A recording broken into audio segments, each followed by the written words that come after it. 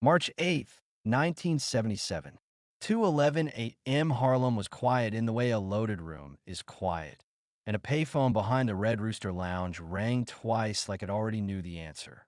Detective Ray Miller didn't wait for a third ring because he liked people trained, not comfortable. Nicky Barnes answered on the second ring anyway, voice level, no sleep in it, no fear either. Mr. Barnes, Miller said, and the badge in his tone did more work than his words. It's wind coming off Port Newark tonight. Your trucks want to breathe easy, you pay for a coat. Barnes stood by the kitchen window on Edgecombe Avenue, looking down at streetlights bleaching the sidewalk like the city was already writing reports. Lily, his wife, hovered in the doorway, robe tied tight, eyes hard from too many late rings. How much? Barnes asked, like he was ordering coffee. Miller laughed once, a small laugh that carried a threat the way perfume carries a room. Double. Tonight. 1 hour. Cash. No yokes. Then he added the line he couldn't resist, the line that made the call personal, public, poisonous. And tell your wife to keep her hands off the phone when I'm talking. Barnes didn't snap. He didn't bargain. He didn't plead. He said, "Yes, detective," and Miller's satisfaction traveled clean through the receiver. The line clicked dead. Lily stepped in, voice low, furious. "He's doing it again."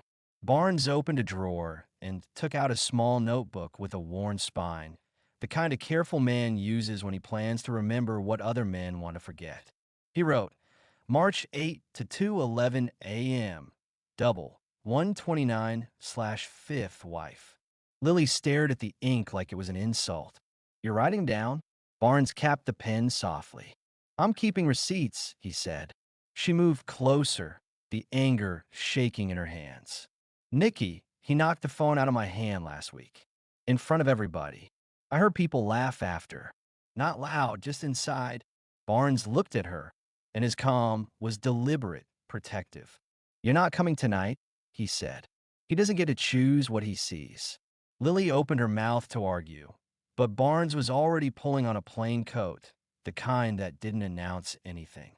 Junior was waiting downstairs with the Cadillac Fleetwood idling, exhaust mixing with cold air.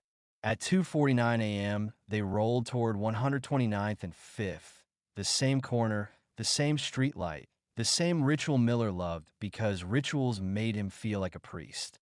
Miller's brown Chevy Nova arrived at 3:02 a.m., alone, no partner, no witness, just appetite.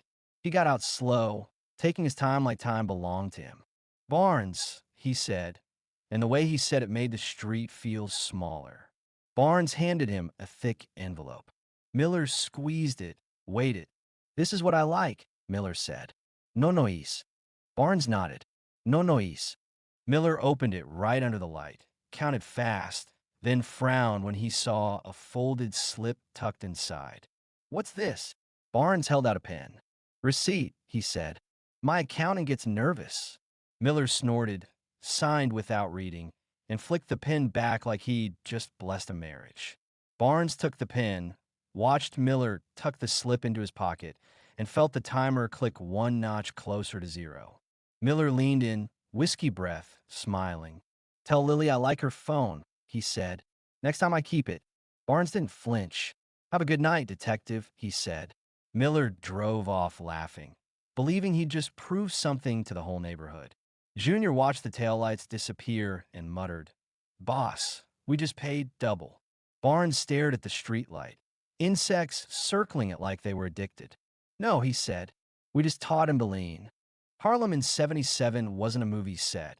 It was a living negotiation, neon and sweat, brass rails and cheap cologne, men in wool coats speaking close enough to share breath and secrets. The Apollo marquee flashed names that made people forget rent for 2 hours, and every club doorway held someone who knew something about you. Barnes moved through it like he owned time. Tailored suits, gold cuffs, fedoras set right, face calm. People whispered, "Mr. Untouchable," like it was a compliment and a warning at once. Detective Ray Miller hated the whisper because it competed with the only story he wanted told, the story where the badge wins. Friday, March 4th, 11:46 p.m., Lennox Lounge. Barnes sat near the back with Lily, champagne sweating, music thick enough to hide threats. Miller walked in with two uniforms behind him like props. He didn't greet the bartender. He didn't scan the room. He walked straight to Barnes's table, coat still on, as if warmth was for civilians. "You Nicky?" he asked, pretending not to know. "Evening, Detective," Barnes said. Miller looked him up and down with open disrespect. "You look like a billboard," he said. "All that shine. You think the law don't see you?" Barnes shrugged slow. "Law sees what it wants." Miller leaned closer, voice low, so the table had to lean in too. "That made everyone complicit. I heard you moving through the piers," Miller said. "Trucks, boxes, stuff that ain't supposed to be here." Barnes didn't deny it, because denial was a kind of panic. Miller's eyes slid to Lily. "And I heard your wife likes to act like she can do whatever." Lily's hand moved toward her phone, just to check the time, and Miller's hand shot out and slapped it clean off her palm. The phone clattered on the table, skidded, thumped to the floor. The room held its breath. Miller smiled like he'd taught etiquette. "When I'm talking," he said, "nobody's talking." Barnes bent down, picked up the phone, examined it like a jeweler, and set it gently in front of Lily. Then he looked at Miller, polite, controlled. "Anything else, Detective?" Miller wanted Barnes to erupt. Eruption justified pressure. Barnes gave him nothing. So Miller raised the toll instead, loudly enough for the bar to hear. "10 a week now," Miller said. "Not 5. Barnes nodded once. "Where you want it?" Miller grinned. "I like you," he said, meaning he liked the money and the submission he thought he saw. He turned and walked out with his uniforms. Lily's eyes burned. "You let him do that," she whispered. Barnes kept his gaze on the door Miller used. "I didn't let him," he said. "I stored it." He tapped his inside pocket. A cheap recorder, bought on 116th from a man who sold razors and secrets. Lily blinked. "For what?" Barnes's voice stayed low. "Men like Miller think they're invisible," he said. "Invisible men get careless." Miller got careless fast. Tuesday, March 8th, 7:03 p.m., outside the Teresa Hotel, he rolled up, leaned out of the Nova like a landlord. "Barnes," he called, loud enough for the sidewalk to listen. Barnes walked over, calm, handed him an envelope. Miller squeezed it, smirked, then made the number bigger just to prove he could. 15 now, he said. Barnes paused half a beat, letting the neighborhood hear the new price, then nodded. "Okay." Miller drove off laughing, telling himself Barnes was painted, soft, endlessly milkable. That belief was the first brick in the prison Miller was building around his own feet. Ports don't care about reputations. They care about delays, paperwork, and who can make a truck sit until it bleeds money. Miller understood leverage, so he moved from collecting envelopes in Harlem to collecting control at the docks. Thursday, March 10th, 6:22 a.m., Pier 90. A truck labeled furniture sat too long. A foreman made calls he hated making. At 7:10 a.m., Miller's Nova rolled in like it belonged. He walked up to Reggie, Barnes's runner, and slapped a folded sheet onto the truck's hood. Plate numbers, dates, names. Not enough for court, but enough for fear. "I can hold this truck all day," Miller said. Reggie tried to smile. "We paid you." Miller's smile vanished. "That was last week," he said. "This week costs more. You want to move, you pay." Men nearby pretended not to watch, but they watched. Humiliation was a public language. Reggie swallowed and called Barnes from a booth that smelled like old cigarettes and panic. Barnes answered on the first ring. "What's he want?" "Another 5, Reggie whispered. Barnes didn't swear. He didn't panic. "I'm coming," he said, and Reggie's stomach dropped because Barnes didn't show up to docks unless something had to be seen. At 7:38 a.m., Barnes arrived in the Cadillac, coat collar up alone. "No masol, no entouraje." That was a message. "I'm not hiding from you." Miller leaned on his Nova hood, enjoying the morning like it was an award ceremony. "You came yourself," Miller said. "You learning." Barnes looked at the list. "What's this about?" Miller tapped the paper. "It's about me keeping you out of trouble," he said. You should thank me. Barnes kept his face neutral. How much? Miller laughed, short and satisfied. Here's how it works, he said, and the ultimatum slid out clean. Every Friday. Same spot. Same time. And if I feel disrespected, your price goes up. If you ever think about going above me, you're dead. The wind off the river cut through them. Metal clanged. A gull screamed. Barnes looked at Miller for a beat, then nodded. I understand. Miller's grin widened. He loved obedience. As Barnes turned away, Miller couldn't resist poisoning it with one more public jab. Tell your wife I like her phone, he called. Next time I keep it. Barnes stopped, turned just enough. Calm eyes, colder now. Detective, he said softly, you ever notice how a man can steal the same thing over and over and still swear he didn't take it? Miller frowned. What the hell are you talking about? Barnes smiled polite. Nothing, he said. Have a good day. That night Barnes sent Miller money early, not Friday, Thursday, with extra bills and a note that said one word: respect. Miller read it at 9:36 p.m. in his kitchen and laughed so hard his wife asked what was funny. Harlem's king just kissed my ring, he said. He didn't see the hook. Barnes wasn't kissing anything. He was training appetite, making the envelope feel guaranteed, making Miller show up alone because alone meant full profit and full ego. Barnes didn't want to fight the police. He wanted to remove one man from the police without making a sound loud enough to echo back at him. Barnes didn't move like a hothead. He moved like an accountant with a grudge. He started with the simplest truth. Even a corrupt cop is a team. Partner, supervisor, clerk, someone who looks away. So Barnes began buying the looking away until Miller had nowhere left to stand. Saturday, March 12th, 1:14 p.m., a barbershop on 8th Avenue. Clippers buzzed, men joked, and Calvin Price, Barnes's fixer, neat coat, neat smile, waited outside reading a newspaper he wasn't reading. When Barnes's haircut ended, Calvin stepped in and murmured, Miller's partner is Detective Sal Bianchi. Quiet. Does the paperwork. Barnes's eyes met Calvin's in the mirror. Quiet men got secrets, Barnes said. Calvin nodded. Found one.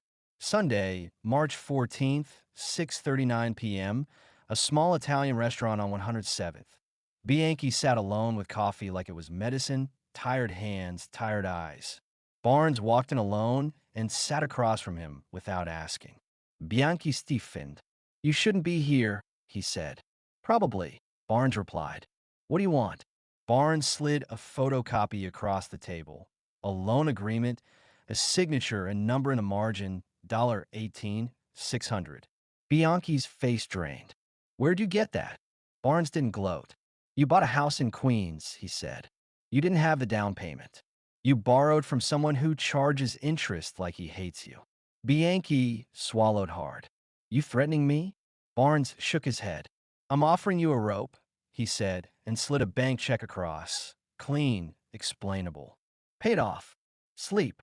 Bianchi stared at it like it was both sin and oxygen. Why? Barnes leaned in slightly. Because I don't want your partner, he said. I want a shadow. Bianchi understood what that meant and looked sick. Barnes kept his voice gentle. You don't have to do anything dramatic, he said.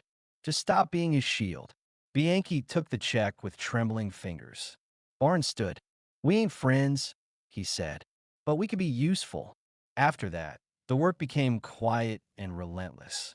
Barnes collected receipts from bars where Miller drank while on duty. He bought copies of motel registers from the Bronx where Miller used fake names that were still stupid enough to be traced. He tracked a property deed showing Miller's brother-in-law suddenly owning a brownstone he couldn't afford. Small facts, clean facts, the kind the system could digest without choking. Then Barnes made Miller sign his own confession. Every envelope included a slip inside. Acknowledgement of property recovered, chain of custody, evidence inventory. Miller didn't read them because he loved the feeling of being official. He signed fast, arrogant, flourish on paper.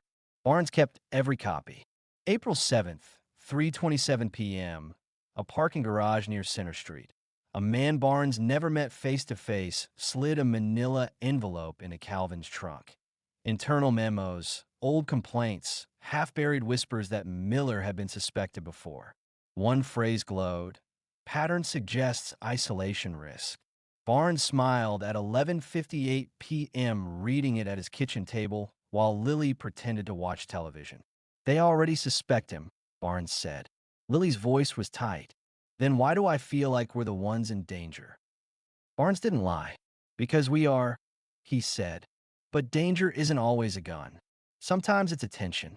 Barnes's mistake, his one blind spot, was believing attention could be controlled the way paperwork could. He believed if he kept it surgical, it would stay invisible. He forgot that humiliating a man like Miller doesn't end the story. It changes the genre. Wednesday, April 13th, 10:44 p.m., a back room behind a closed bodega on 118th. The front was dark, open sign dead, but the back room hummed under a bare bulb with men breathing carefully. Barnes sat at a folding table that wobbled if you leaned too hard. Junior sat to his right, thick neck, nervous eyes. Calvin sat across, calm, neat. Bishop stood near the door, thin gold cross, quiet voice, the kind of man who understood vanishings as logistics, not drama. Barnes laid 3 folders on the table like choices at a butcher shop. Folder 1.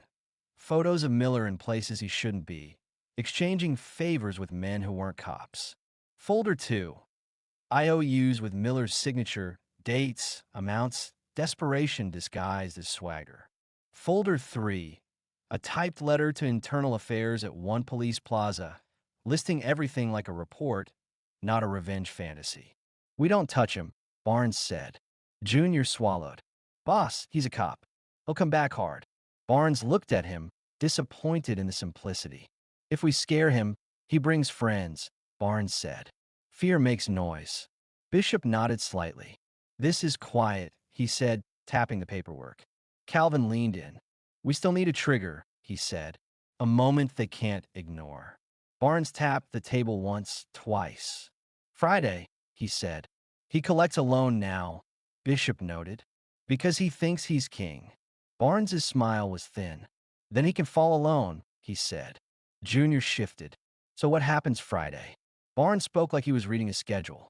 He comes to 129th and 5th. He takes the envelope. He signs the slip. He drives off. Bishop asked, and then? Barnes's eyes stayed calm. And then we deliver the package, he said. Time stamped. Neat. So the system starts moving while he's still counting money. Calvin nodded. We need him to run, Calvin said. Running makes him guilty in their eyes. Barnes nodded once. We guide him, he said. A car follows at a distance. Not a chase. Just pressure. Enough to make him choose fear. Bishop's voice was careful. If he doesn't run? Barnes's answer was immediate. He will, he said. Miller's religion is control. When control cracks, he panics. Junior exhaled, then asked the question he didn't want to ask. And if he calls you? Barnes paused for the first time. Then I answer, he said, and the room felt colder. Lily wasn't in the room, but her presence was in the air anyway, because this started with a phone and a humiliation nobody forgot. Barnes stood, closed the folders, and looked at each man like he was measuring loyalty. No hero moves, Barnes said. No bragging. No loud cars. No extra faces. Bishop nodded. Calvin nodded. Junior nodded, but his jaw was tight. Barnes left first. Outside, Harlem breathed unaware. Across the city, Detective Ray Miller poured a drink and smiled at the idea of Friday, like it was payday. He didn't understand. He was walking into a story where the weapon wasn't a gun. It was the system. Friday, April 15th, 1977. 12:07 a.m. Harlem streets shone under streetlights like the city was sweating. Miller drove alone in his brown Nova with the radio low, a game rerun murmuring like a lullaby. He loved collection night because it proved he could bend a king without lifting a hand. 129th and 5th waited under the same sickly streetlight. Barnes's Cadillac idled nearby, lights off. Barnes stepped out alone, coat clean, face calm. Miller got out slow, grinning. Look at you, he said. On time, like a good citizen. Barnes handed him the envelope. Miller opened it under the light and counted quick. Then he saw the folded slip. His brow tightened. What's this? Barnes held out the pen. Receipt, he said. Accountant. Miller snorted, signed without reading, flicked the pen back like he'd just signed a pardon, and leaned in close, whiskey breath, enjoying the moment. You ever get brave? Miller said. Remember, I know where you sleep. Barnes didn't blink. You know a lot, he said quietly. Be careful what you carry. Miller laughed and drove off. 12 minutes later, Calvin's runner walked into one police plaza wearing a delivery jacket and a bored face, handed a sealed package to the desk with the typed letter on top, and left before anyone decided to ask questions. At 12:31 a.m., Miller pulled into a dim lot near an abandoned warehouse off the West Side Highway. River air cut cold. He counted the cash again, slower this time, savoring it. He didn't notice a second car parked far back, lights off. He didn't notice later headlights behind him when he started moving again, not close enough to be a chase, close enough to feel like a warning. At 12:41 a.m., his personal phone rang. He answered fast. Yeah. Bianchi's voice came through flat. Where are you? Miller's stomach tightened. Why? Internal Affairs walked into the precinct, Bianchi said. They're asking for you. They got photos, receipts, papers with your signature. Miller went cold. Who dropped it? A package, Bianchi said. One police plaza. 10 minutes ago. Miller's mind flashed to the slips, the signatures, the pen under the streetlight. You set me up, he hissed. Bianchi paused, then said the truth without emotion. I'm telling you you're alone, he said. If you come back, you're done. The line clicked dead. Miller started the car, peeled out, heart hammering. The car behind followed for 2 turns, 3, never rushing, always present, then peeled off like it never cared. That was the pressure doing its work. Miller drove to his brother-in-law's place in the Bronx at 1:26 a.m., pounded the door, demanded cash, a bag, somewhere to breathe. The brother-in-law backed away like Miller was contagious. They called. He whispered. They said you're dirty. They said if you come here, I gotta. Miller froze. Dirty. The word wasn't a suspicion. It was a sentence. He left without the bag, walking back into the night, realizing the cruelest part. Once the system believes you ran dirty, nobody hunts you. They erase you. His Nova turned up later near the West Side Highway, keys still in the ignition, no blood, no body, just the quiet proof of panic. Internal Affairs processed the package like it was a gift. The precinct didn't launch a search. It launched a narrative. Detective Ray Miller, corrupt, fled. Harlem heard it by sunrise. In Barnes's kitchen at 2:08 a.m., Calvin said, They took it. They're moving. Bishop asked, and Miller? Calvin shrugged. He ran, he said. Lily stepped in, voice shaking. So, it's over. Barnes looked at her, calm still holding, but the cost visible behind his eyes. No, he said. Now it starts. Because Miller, stripped of badge and belonging, still had one thing left. Knowledge. And a man with knowledge and nothing to lose doesn't disappear quietly. He looks for someone to drag into the dark with him. Barnes opened his notebook, wrote the date, and under it wrote one line. Miller is a ghost, but ghosts still talk.